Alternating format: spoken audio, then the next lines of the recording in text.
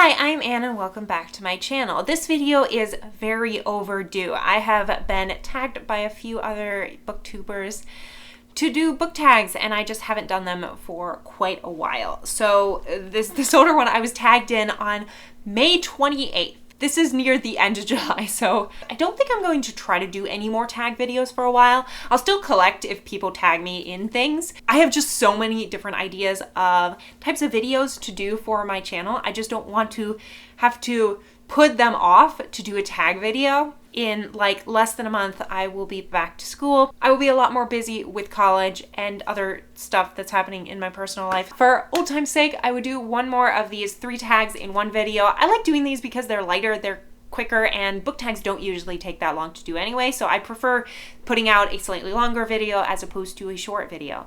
So let's get right into it. The first one is the Moody Book Tag. This was created by Slated Spines. I will link their channel down in the description, and I was tagged by BookBuds.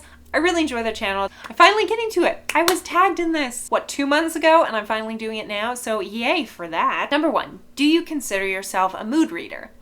I would say yes and no. I am very moody at times, but then on other times I'm very disciplined in what I read. Like if I get like 5 or 6 books from the library and I know that in the next 3 weeks or 2 weeks I will have to read all those books, I can just set myself, read 60 pages of this a day, and I will keep to that.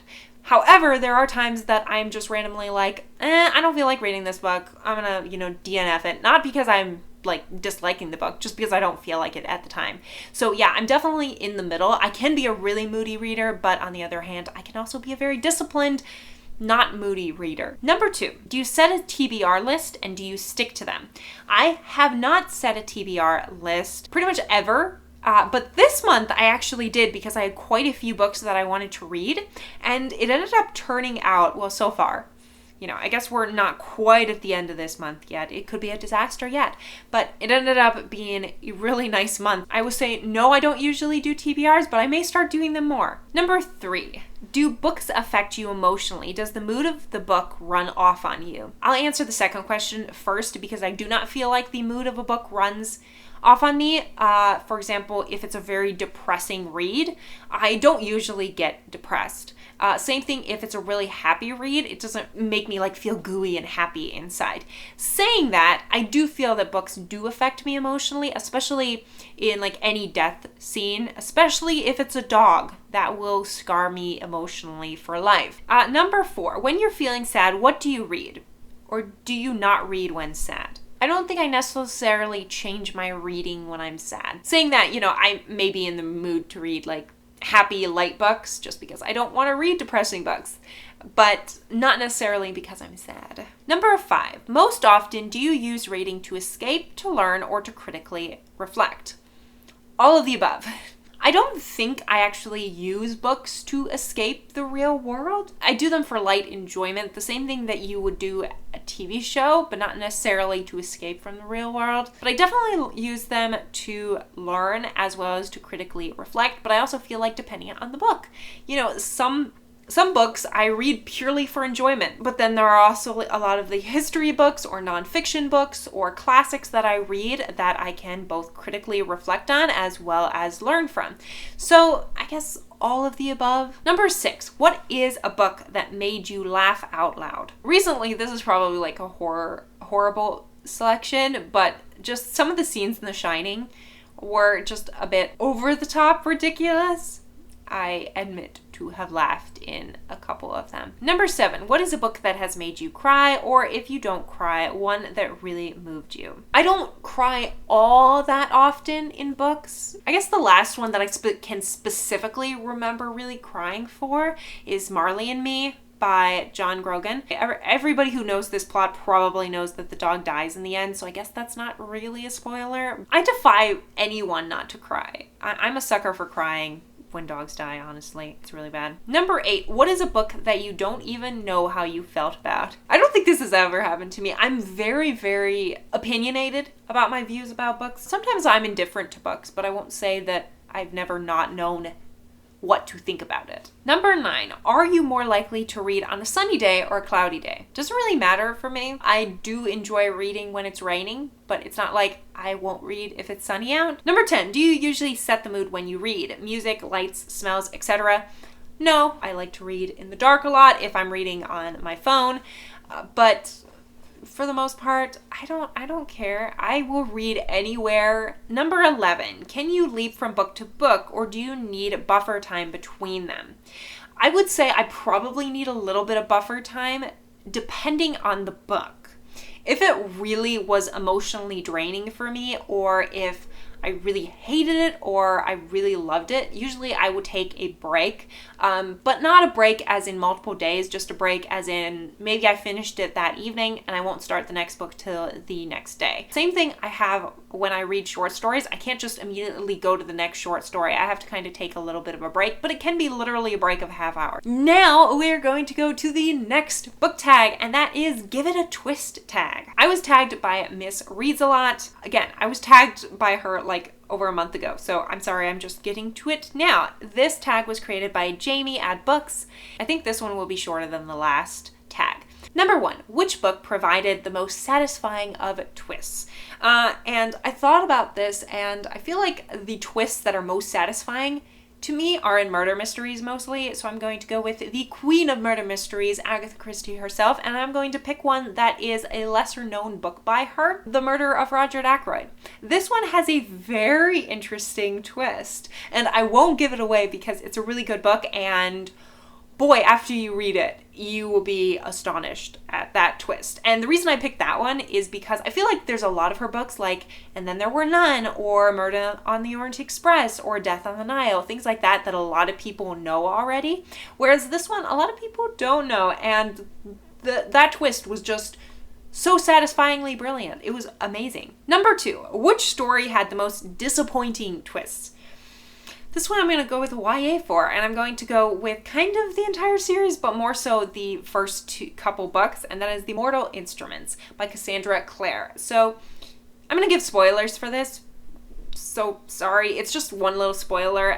Near the end of the first book, I think, they discover that they are siblings, and keep in mind they've been having love and attraction for the entire book. So when they find out they're siblings, they're both absolutely horrified. But then in like the second or third book, it's just revealed that no, they're not actually siblings at all. So it's like all this drama was brought into it, like this massive twist, and then it just meant nothing. It just brought in teen angst, and I really hated that twist. Number 3, which well-known book character would you like to change by twisting their personality? And I'm going to go with a relatively recent read for this. Again, The Shining is in my head clearly, so I would love to see Jack Torrance twisted to be a different character, because in the book he is a recovering alcoholic and he kind of gets consumed by the demons in the hotel. But I would love to see if he was a different type of person, if he was really an upstanding individual, if he would have been brought down to insanity,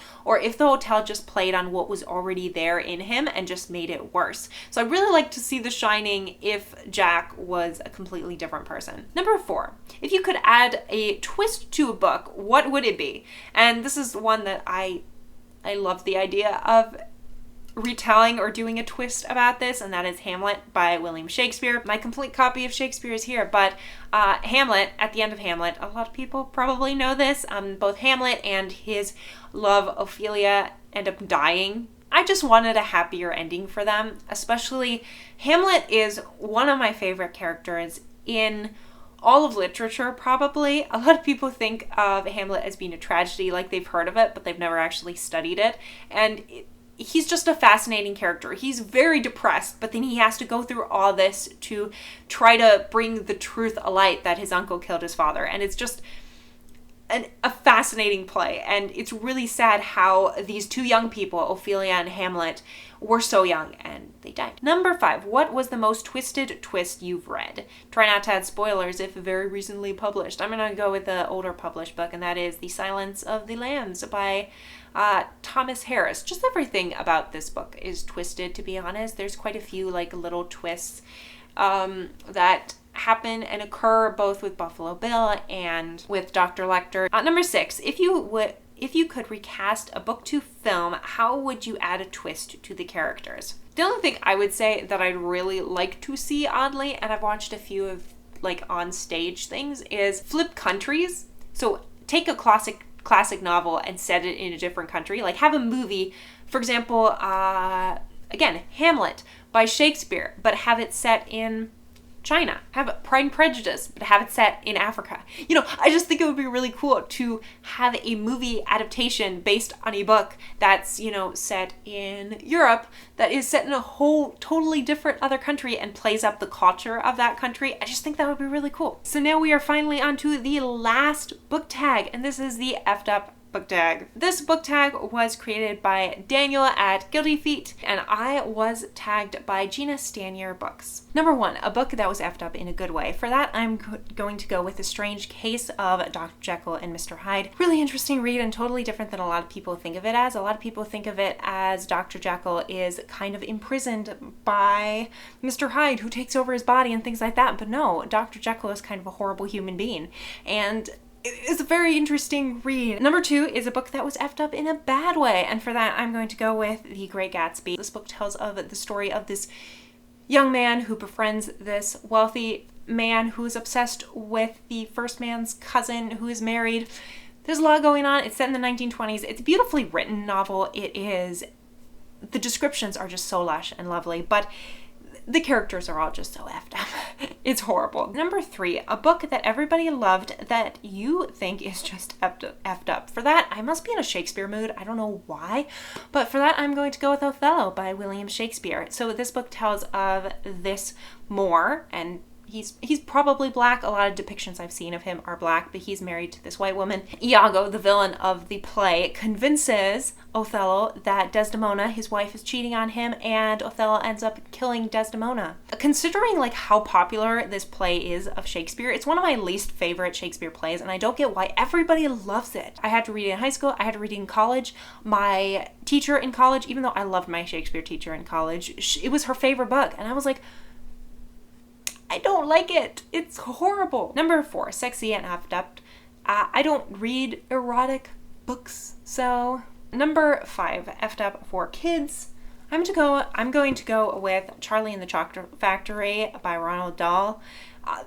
This book, like looking back when I was a child, I read this and boy is it effed up. Like you have children being turned into giant blueberries and sucked down whole to garbage chutes where they could be incinerated. Like, it's a very unpleasant book. Number 6 is an effed up classic, and for that I'm going to go with Anna Karenina by Leo Tolstoy. I enjoyed the writing style of this book, but Anna is just a narcissist, selfish individual, and so is Vronsky, her lover, I guess. Not her husband, the lover, and yeah, it's just horrible. Also, she ends up, spoilers at the end of the book, throwing herself off a train at a train station and dying, and yeah, it's just horrible. Number 7, effed up in translation. Translations of languages that are a little bit harder to translate. For example, Chinese.